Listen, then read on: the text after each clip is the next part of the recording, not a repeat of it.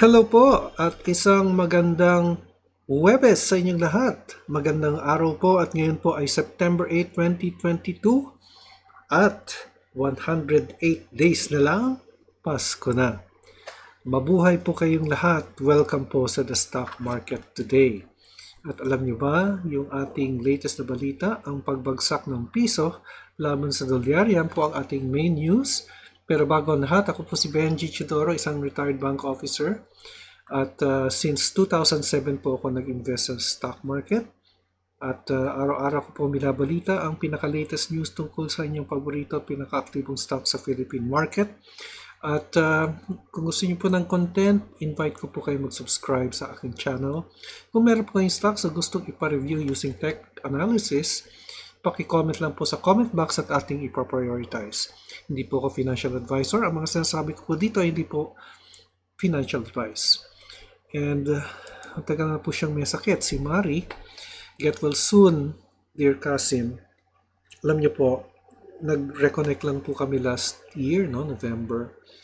And actually, hindi ko po siya talaga that close, no? Pero nung dumating po siya, we reconnected and we became close. And we were gusto nga niya matuto regarding the stock market and she's very interested together with his dad, si Tito Sam. Pero this March, nagkasakit po siya at hanggang ngayon ay nasa banig pa rin siya ng karamdaman. Malalim na Tagalog po yun. Pag-pray po natin siya.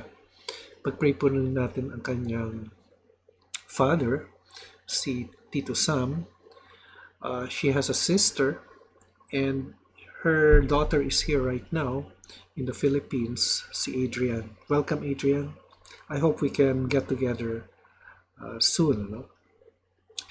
Okay, huwag kayong alis dahil babahagi ko sa inyo ang ating financial headlines at ang resulta ng trading sa ating PSE ngayong araw, September 8, 2022, Thursday, dito lamang sa The Stock Market Today.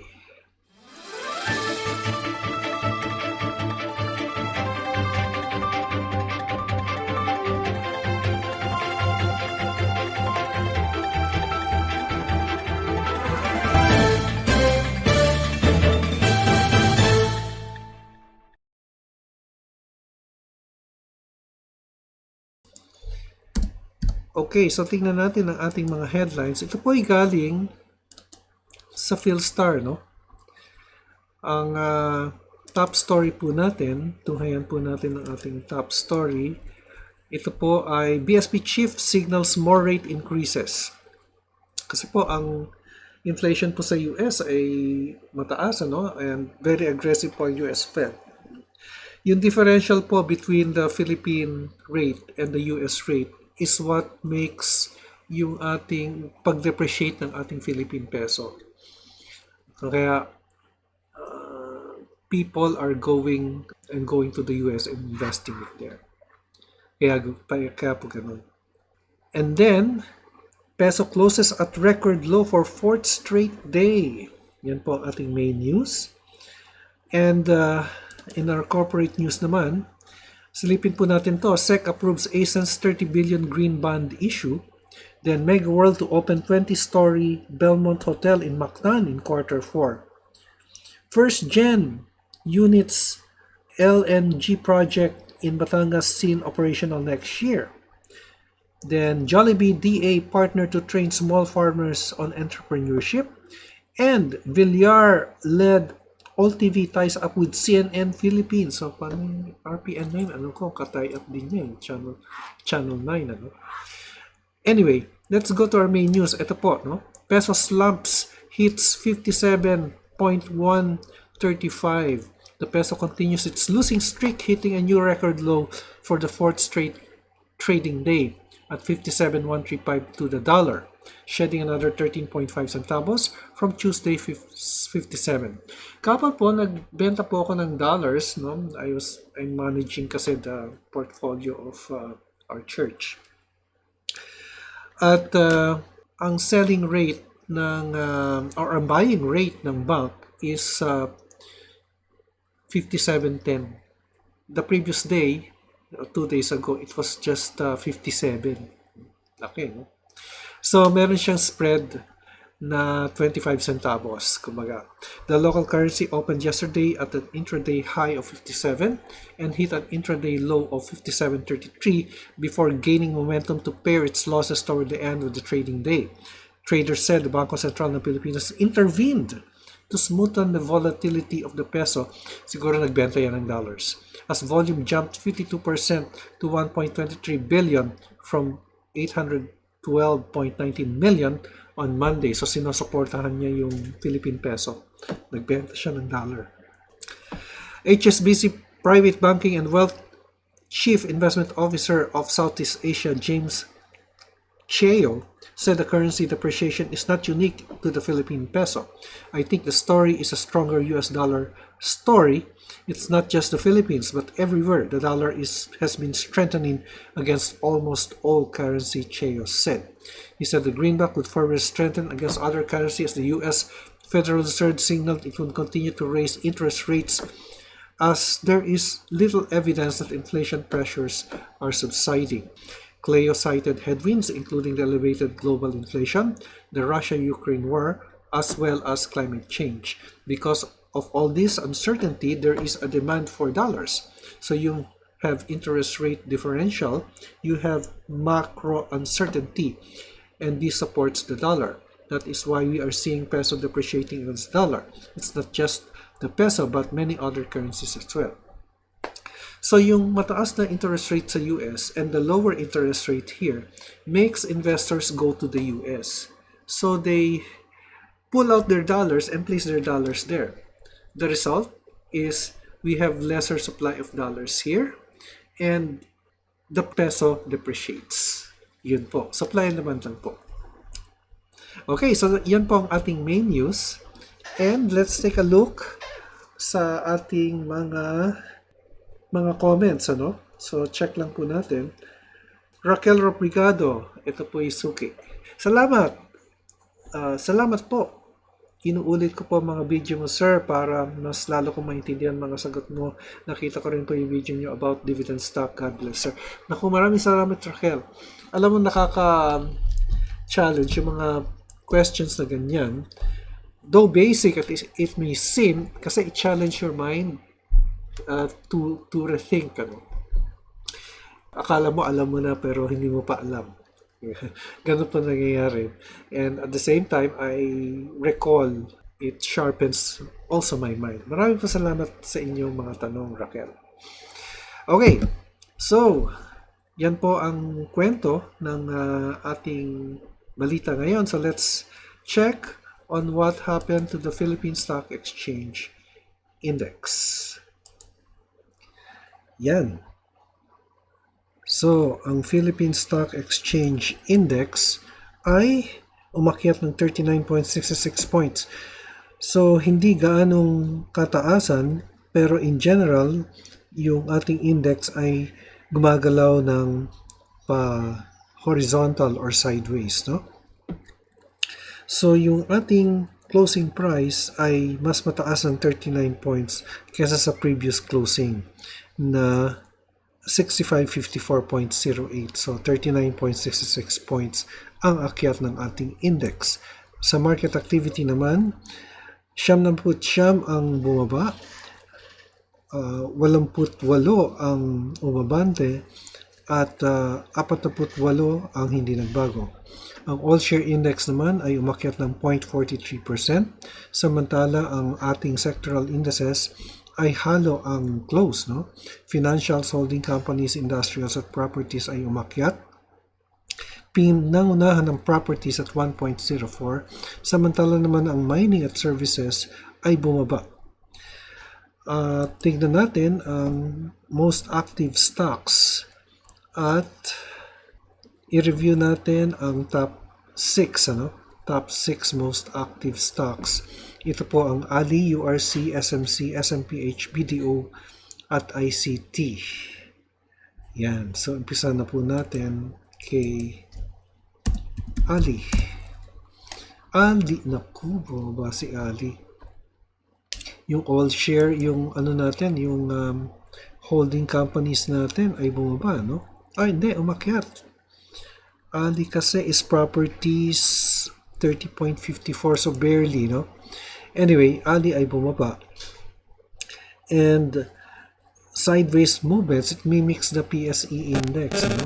So, yung ating support ay makikita po natin dito sa areang to.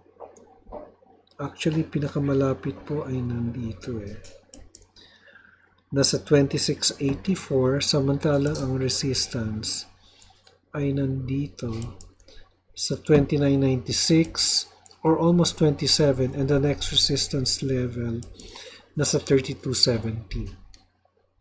Yan po si Ali, and moving sideways po siya. Pero kung titinan po natin ang fundamentals, ang Ali ay nasa presyong 38 pesos or about a 33% upside based on yesterday's prices. Yan. So, mga 34 to 35 na kasi nasa 2780. Next, URC. Si URC ay si URC nasa 128 at meron siyang volume, ha. Magandang senyales po ito dahil I think this is a breakout of sorts, no? 2.64 lang, pero this is the highest since trace natin February 2022. Yan, and bullish po sa URC, ha. So kung nakabili po kayo dito, check natin kung magkano ang inyong gain. If you were able to buy here and the price is now here, so that's about a 35.37% upside, or gain. Yan po si URC. At makikita po natin yung ating support ay nandito. Bullish po siya, ha. Nandito po sa 122 level. Ayusin lang natin. Nasa 121 level ang pinaka-support area niya. At ang pinaka-resistance ay yung next resistance po higher ay nandito po sa 132 to 133 level. So bullish po, RSI nasa 60.93. Fundamentals, check natin URC Universal Arena 145 or about a 15% upside.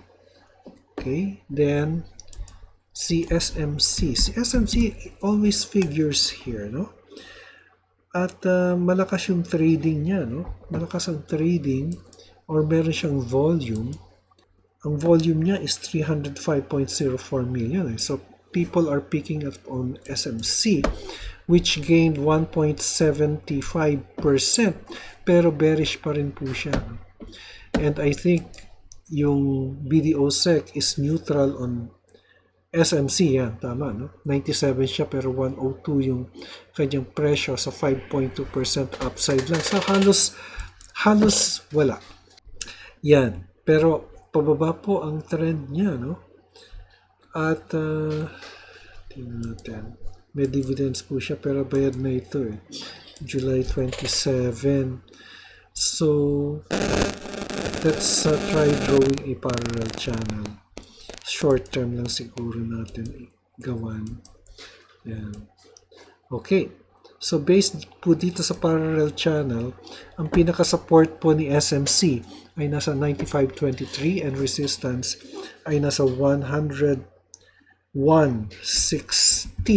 Pababa po ang kanyang trend dahil makikita niyo po sa black line ay pababa po yung kanyang 100-day moving average. Yan po yung long-term indicator po natin. Then, SMPH. Again, SMPH, sideways po ang dating niya, no? At, nag-gain po siya ngayon. So, ang pinaka short-term support, let's draw it. Let's draw na lang ito ang pinaka short-term niya. Yan. So from June to September, mga more or less 3 months po, no? So 35.74 po ang pinaka-support niya. Samantalang ang resistance is nasa 38 or almost 39 pesos. Support and resistance, di po yan exact points. But these are areas. So, pwede po kayong buy on support, sell on resistance dito.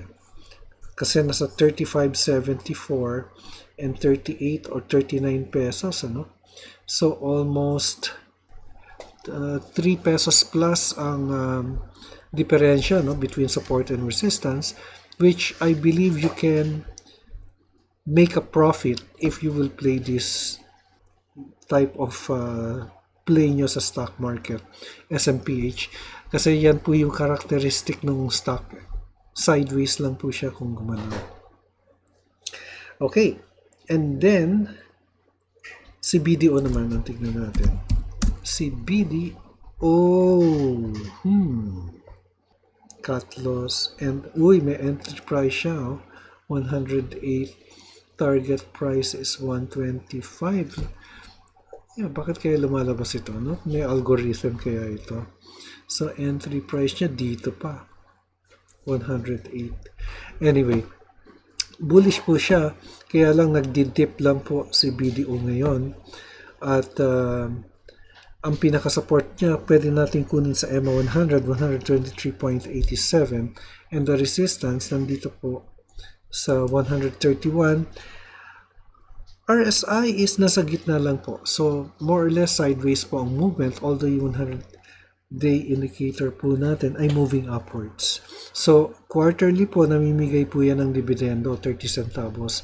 Except, there was a special dividend here of 1 peso nung May, May 31 nagbayad si BDO. Okay, finally, we have ICT. Si ICT ay International Container, bearish talaga si ICT. Bearish siya. So, moving sideways, 45 yung RSI. So, support niya nandito. Support level na po ito, 180. Pero fundamentally, ang International Container Terminal ay nasa 279 or malaki pang upside nito. 53.6 nasa 180 210 lang siya. So, more than 50% upside po siya. If you are a long-term investor at naniniwala po kayo sa study ni BDO Sec, then buy ICT. Okay? But buy on your own risk, Kung long-term investor po kayo, ay maganda pong kumpanya yan dahil index stock po yan. Okay, so yan po ang ating report sa stock market. Ika-8 ng Setyembre at nakakarinig na tayo ng Christmas carols. Ito po si Benji Chidoro nagpapaalala. An investment in knowledge pays the best interest. Maraming salamat sa inyong pagtangkilik at hanggang sa muli. Stay safe. God bless and bye for now.